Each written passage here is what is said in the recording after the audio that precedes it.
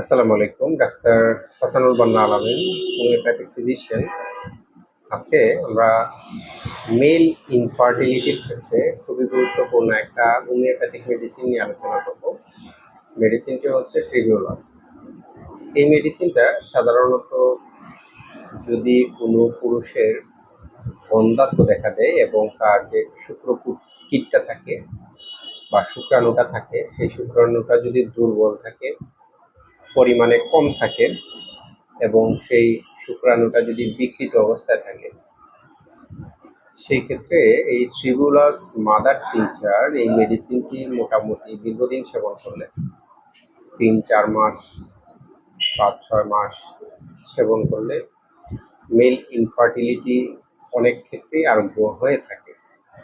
এছাড়াও লাইকোপোডিয়াম বা অ্যাগনাসকাস আরও অনেক মেডিসিন আছে।